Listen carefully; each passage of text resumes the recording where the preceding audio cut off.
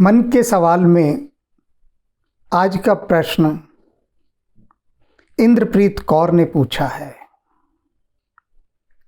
और इंद्रप्रीत कौर का जो प्रश्न है वह आपको लगेगा कि बहुत साधारण सा प्रश्न है, लेकिन बहुत गहरा प्रश्न है। लगेगा साधारण क्योंकि आप देखते हैं ये तो हम रोज देखते हैं, और हमने कभी सोचा ही नहीं कि इस बात का भी प्रश्न बन सकता है। और वास्तव में बात यही है, जीवन की जो छोटी छोटी सी बातें हैं वे ही हमारे जीवन की गहराइयों को निर्धारित करती हैं। छोटी बातों से बहुत बड़ा मूल्यांकन होता है। तो सबसे पहले हम इंद्रप्रीत कौर के शब्दों में ही उनका प्रश्न सुनते हैं। नमस्ते शान जी, मैं इंद्रप्रीत कौर बोल रही हूँ। मैं आज एक सवाल लेके आई हूँ। मैं ये जानना चाहती हूँ कि पुरुष इतनी गाली क्यों देते हैं। हर जगह देखो गाली गाली गाली, सड़कों में जाओ गाली गलौज, किसी से बात करो वो गाली गलौज से ही बात शुरू करता है। ऐसा क्यों होता है? लेकिन मैं इस बात के लिए खुश हूँ कि मेरे हस्बैंड ऐसे नहीं हैं, वो गाली दे के कोई बात नहीं करते हैं। लेकिन मैंने काफ़ियों को देखा है, बहुत से लोग हैं जो गाली दे के ही बात करते हैं। ऐसा क्यों? तुमने बिल्कुल सही कहा इंद्रप्रीत कौर। ये जो रोग है बहुत भयंकर रोग है, पुरुषों का भयंकरतम रोग है। और तुमने जो जानना चाहा है इसका उत्तर यदि पुरुषों की समझ में आ गया तो बहुत सारे पुरुषों के जीवन का रूपांतरण हो जाएगा, अगर उन्होंने समझने का प्रयास किया। तो मैं तुम्हें बताता हूं कि पुरुष इतनी अधिक गालियां क्यों देते हैं। यहां दो तुम बोतलें देख रही हो रखी हैं, पानी से भरी हुई, दोनों में साफ पानी दिखाई दे रहा है। अब इसे समझो कि ये जो बोतल है ये अच्छा आदमी है, ये जो बोतल है ये बुरा आदमी है। मैं बता रहा हूं, अभी तुम्हें अभी निर्धारित नहीं करना है, मैं सिर्फ इंफॉर्मेशन के लिए, सूचना के लिए बताकर रख रहा हूं। तुम्हारे प्रश्न का उत्तर अब मैं एक प्रयोग के द्वारा दूंगा, एक्सपेरिमेंट के द्वारा। उसे बहुत अच्छे से समझ पाओगे। ये दोनों हमारे सामने जो दो व्यक्ति हैं, अब इन पर हम एक प्रतिक्रिया करेंगे, उससे समझ में आएगा। एक एक्शन। गालियां आदमी कब देता है? जब उसको कोई ज़रा सा भी हिला देता है। और तुम्हारी बात सही है कि बिना हिलाए भी वो गालियां देते रहते हैं। रास्ते में चलते फिरते लोगों को देखो, एक वाक्य बोलेंगे उसमें 10 शब्द गालियों के होते हैं। तो ये क्यों है? इस क्यों पर अभी तुम देखना। यह एक व्यक्ति है। अब इस अच्छे आदमी को समझ लीजिए हमने सताया, हिलाया, या इसकी इच्छा के विरुद्ध कोई बात कही, इसे गुस्सा दिलाया। अब ये देखिए,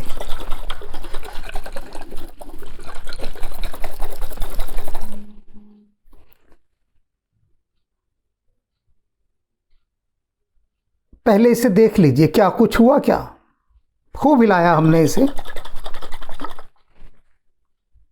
ये वैसा का वैसा साफ है ये व्यक्ति। इसके भीतर कोई गंदगी नहीं उठी जब हमने इसे गुस्सा दिलाया। अब हम दूसरे व्यक्ति पर चलते हैं। एक ऐसा इंसान जिसके भीतर गंदगी भरी हुई है, ये रहा। अब इसे हम गुस्सा दिलाते हैं।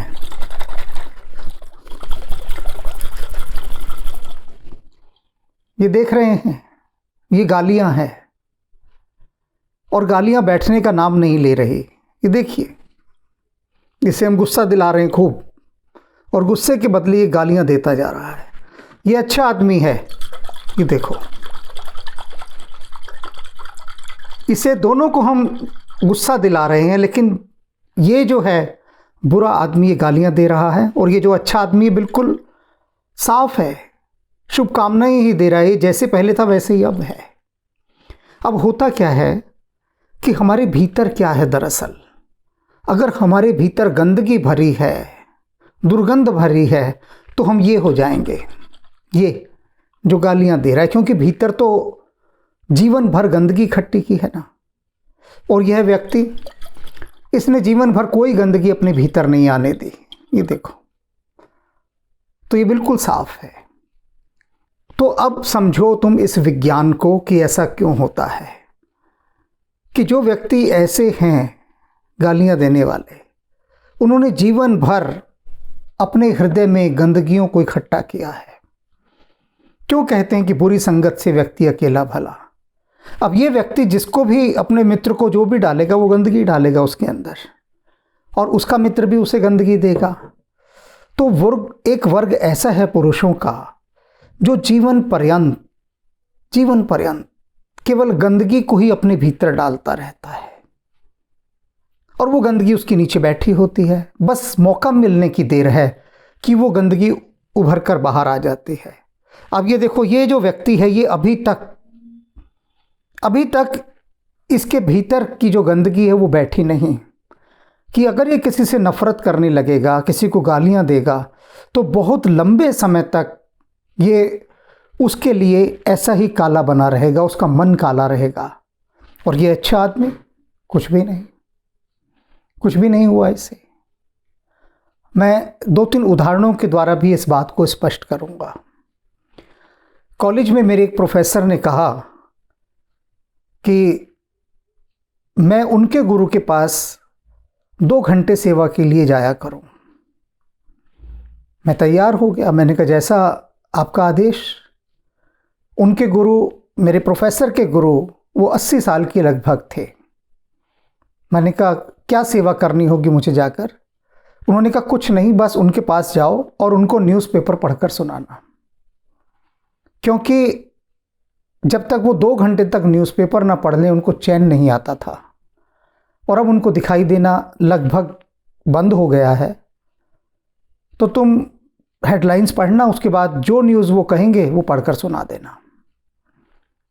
तो मैं उनके गुरु के पास चला गया पहले दिन, बैठा जाकर।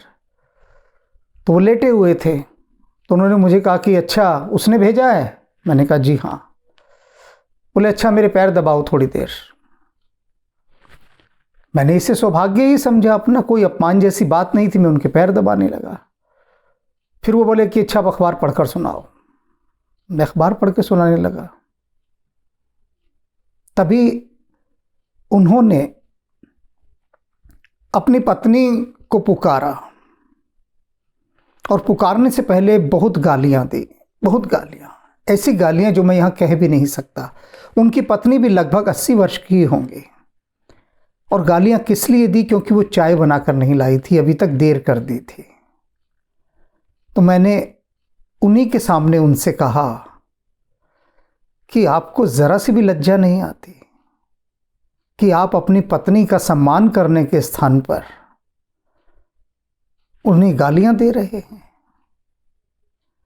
आपकी ये इतनी उच्च शिक्षा का क्या हुआ?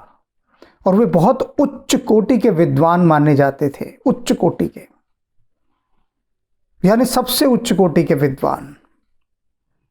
और मैंने कहा आपकी लत अखबार पढ़ने की अभी तक कायम है। रामकृष्ण परमहंस उस कक्ष में बैठते ही नहीं थे जहां समाचार पत्र होता था। वे छूते ही नहीं थे समाचार पत्र को। कहते थे न्यूज़पेपर से दूषित चीज़ कोई है ही नहीं छूते थे वे। और मैंने कहा अब 80 साल की उम्र में भी आपको लत लगी हुई एडिक्शन है न्यूज़पेपर का, इससे क्या पालेंगे आप? तो वे गुस्से में बोले मुझसे कि मैं किसी भगवान को नहीं मानता। तुम क्या समझते हो मैं यहाँ घंटी बजाकर पूजाएं करूं? और चले जाओ तुम यहाँ से। और मैं चला गया। और मैंने अपने उन प्रोफेसर से आकर कहा कि मैं बर्दाश्त नहीं कर पाया कि वे किस प्रकार से अपनी पत्नी को गालियां दे रहे हैं, और यदि मैंने कुछ अनुचित किया हो आपके गुरु को धिक्कार कर, तो मैं क्षमा चाहता हूं। वे कुछ नहीं बोले, मुस्कुरा कर रह गए, बस इतना ही। एक रहीमदास जी बात कहते हैं, रहीमन दोनों एक से, जोलो बोलत नाही, जान परत है काक पिक, ऋषु बसंत के माही। रहीमदास जी कहते हैं, जब तक कौवा और कोयल दोनों चुप रहते हैं ना, आप पता नहीं लगा सकते कौन कौवा है कौन कोयल। लेकिन जैसे ही दोनों बोलना शुरू करते हैं, साफ पता लग जाता है कौन कोयल है कौन कौवा। तो व्यक्ति के बोलने से, उसकी वाणी से, उसकी भाषा से, उसकी शब्दावली से सब कुछ पता लग जाता है कि उसने अपने भीतर गंदगी को संचित किया हुआ है, दुर्गंध को, पापों को, या फिर वह गंगा के समान पवित्र और निर्मल है। जैसे ये दोनों व्यक्ति, दोनों आपके सामने हैं, ये देखो, ये अभी तक ठीक नहीं हुआ, अभी तक इसका मन मैला का मैला है, मलिन का मलिन, दुर्गंधपूर्ण, गंदा, क्योंकि जीवन भर इसने अपने हृदय में गंदगी को ही समेटा है, इकट्ठा किया है।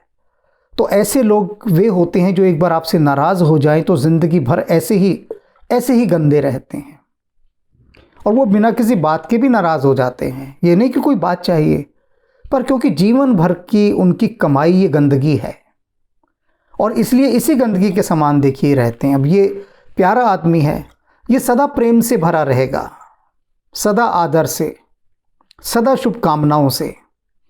दोनों व्यक्ति आपके सामने हैं। एक और उदाहरण,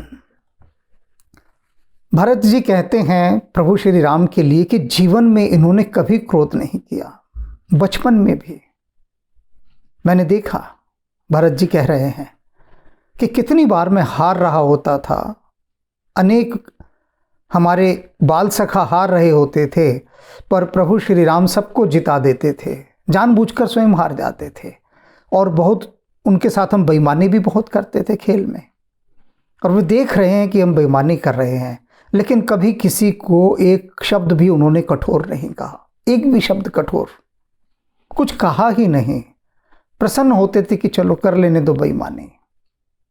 तो कारण क्या है कि पुरुष इतनी गालियां देते हैं कि वे सारा दिन जिसके पास भी बैठते उठते हैं, वे सभी लोग वैसे ही सांसारिक और विषय वासनाओं से घिरे हुए, सदा दूषित और मल के साथ रहने वाले,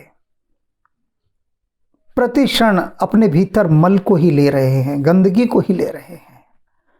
मैं अपने किसी मित्र के घर गया, वे चौथे माले पर रहते थे, तो उतरने लगा तो दूसरे माले पर बहुत घर के भीतर से गालियों की आवाज़ें आ रही थी, जोर जोर से, बहुत जोर जोर से। और न केवल पुरुष स्वर थे, वरन नारी स्वर भी था जो गालियां दे रहा था। लगा जैसे कोई बहुत भयंकर लड़ाई हो रही हो। तो मैंने उनसे पूछा, मैंने कहा ये क्या हो रहा है? उन्होंने कहा कुछ नहीं, बाप बेटे हैं, आपस में रोज लड़ते रहते हैं, बाप बेटे को गालियां देता है, बेटा बाप को देता है, और माँ दोनों को देती है। तो पूरा परिवार एक दूसरे को दिन भर गालियां देता रहता है, लड़ते हैं खूब आपस में, और ऐसी ऐसी गालियां देते हैं कि हम लोग इस 5 सेकंड के पीरियड में भी यहाँ उतरते हैं तो सुन नहीं सकते, ऐसी गालियां, और सामान्य दे रहे हैं। कारण क्या है कि पारिवारिक संस्कार ऐसे। लोग पूजा पाठ करते हैं, थोड़ी सी देर में फिर गालियां देने शुरू कर देते हैं, जरा सी देर में। ऐसे ही एक व्यक्ति से मैंने पूछा जो 1 नंबर का गालीबाज था। 1 नंबर का गालीबाज वो होता है, एक वाक्य के अंदर यदि 10 शब्द हैं तो 10 में से 4 वो गालियों के होते हैं। 6 शब्दों की बात होगी, 4 शब्दों में गालियां होंगी। उससे मैंने कहा, जब तुम मंदिर में जाते हो, वहां भी गालियां देते हो क्या? वो बोला नहीं, वहां तो नहीं देता। और मैंने कहा जब तुम अपने सत्संग में जाते हो गुरु के पास, गुरु के आश्रम में, वहां भी देते हो? वह बोला वहां नहीं देता मैं गालियां। तो मैंने कहा फिर बाकी समय क्यों देते हो? बाकी समय क्यों देते हो? इसे सत्संग का प्रभाव जानिए कि अच्छे से अच्छा गालीबाज भी मंदिर के भीतर जाने के बाद गालियां नहीं देता। और यदि अपने गुरु के आश्रम में बैठा है, जहां भी जिसको मानता है, वो जिसका आदर करता है, वहां गालियां नहीं देता। क्यों? इसका अर्थ है कि कहीं ना कहीं वह अपने को रोक सकता है, लेकिन रोकना नहीं चाहता। क्योंकि जो नकारात्मकता है, नेगेटिविटी है, वो मन को इतना दूषित कर चुकी होती है, इतना मलिन कर चुकी होती है, विकृत कर चुकी होती है कि मनुष्य की अवेयरनेस खत्म हो जाती है, सजगता, वह सजग नहीं रह पाता। जिन गुरुओं के साथ मैं रहा, जिन परिवारों के साथ मेरा उठना बैठना है, मैंने देखा है उनके घर में कोई भी व्यक्ति कोई अपशब्द नहीं बोलता। अपशब्द कहते हैं गाली को। किसी भी प्रकार की कोई गाली नहीं देता। ऐसे अनेक परिवार हैं जिनके अंदर गाली का प्रवेश निषेध है। कोई भी सदस्य गाली देकर बात नहीं करेगा, कहीं पर भी, ना घर पर ना बाहर। पर ऐसे विरले हैं, विरले। अन्यथा संसार क्या है? संसार दोषों को सिर पर रखकर चलता है, गौरव के साथ। अभी बताया इंद्रप्रीत कौर ने कि आप रास्ते में चलिए कहीं पर भी, और देखेंगे जहां दो पुरुष बात कर रहे हैं, उनकी बातचीत में गालियां खुलकर आती हैं। कोई कारण नहीं है, कुछ नहीं है, बस कोई बात बता रहे हैं किसी को, साधारण सी बातें बता रहे हैं, लेकिन उसके भीतर भी अनेक गालियां, अनेक गालियां।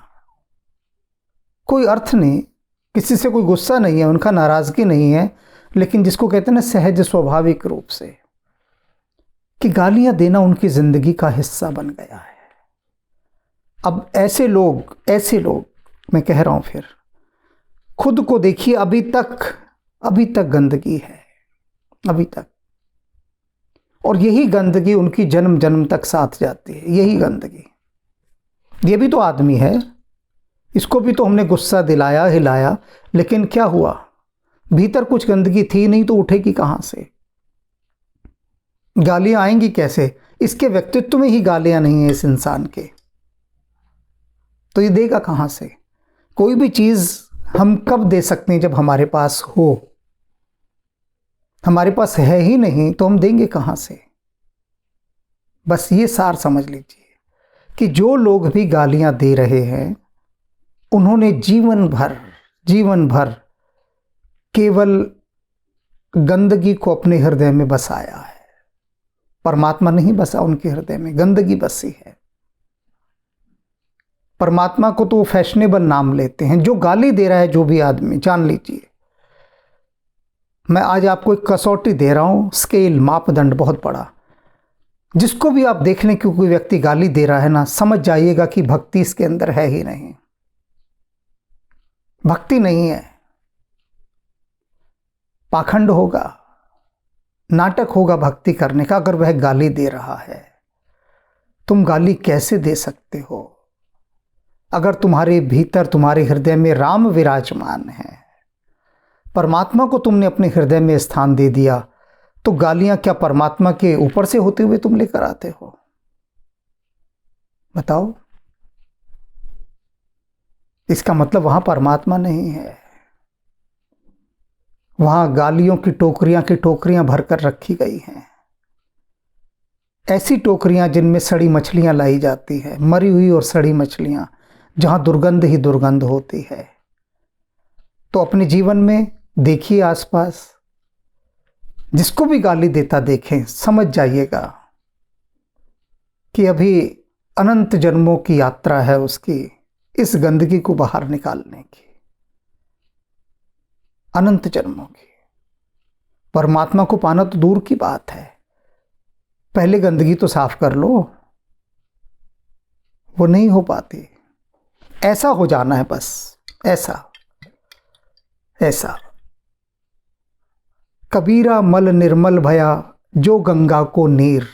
गंगा के जल के समान निर्मल हो जाओ। कोई कुछ करे, कितना आपका नुकसान पहुंचा दे, गाली मत दो किसी को, क्रोध मत करो। क्रोध में गालियां ही निकलती हैं। ये देखो इसको, इन भाई साहब को देख रहे हो अभी तक? ये भाई साहब अभी तक गालियों से भरे हैं, नफरत से, गुस्से से, अहंकार से। ऐसा नहीं बनना। बात कह दी है, समझा दी है, शायद एक आध के पल्ले पड़ जाए, शायद एक आध की, और वही बहुत है। एक आध भी समझ जाए तो इतना ही काफी है। बाकी यह प्रसन्नता का विषय है इंद्रप्रीत की तुम्हारे पतिदेव इस प्रकार की दूषित शब्दावली का उपयोग नहीं करते। और राम जी से ये प्रार्थना है कि वे सभी को सद्बुद्धि दें, जिससे वे अच्छे मार्ग पर चलें और अपनी वाणी की शुद्धता को बनाएं, जो बहुत महत्वपूर्ण है।